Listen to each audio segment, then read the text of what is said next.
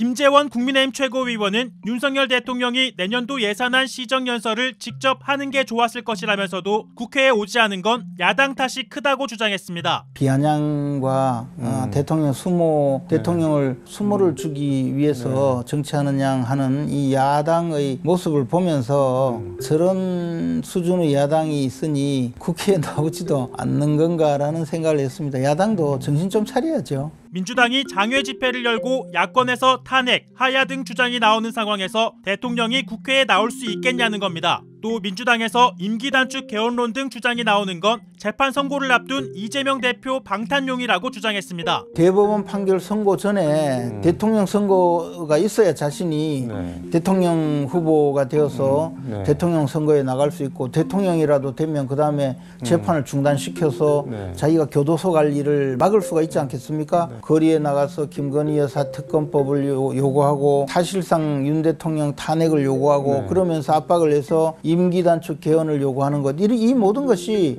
이재명 대표 교도소 가지 않기 위한 자신의 몸부림이죠. 야당은 윤 대통령이 명태균 씨와의 통화에서 김영선 해줘라고 한 건 선거 개입에 해당한다며 탄핵 사유에 해당할 수 있다고 주장하지만 김 최고위원은 아무 문제가 되지 않는다고 반박했습니다. 단순히 누구 도와줬으면 좋겠다 정도의 의사표현인데, 탄핵이라고 하면 대통령 재직 중의 위법 행위에 대해서 탄핵으로 직을 면하게 하는 행위인데 대통령 취임 전이잖아요. 그러니까 이게 이걸 가지고 막 탄핵이다 무슨 불법이다 할 때 죄가 되진 않는다는 것이고, 그러면서 윤 대통령은 보수의 상징이라며 또다시 탄핵 사태가 반복되어선 안 된다고 강조했습니다. 우리 당에서 배출한 이명박 대통령이나 박근혜 대통령의 경우에는 존령도 걸지 못하고 있거든요.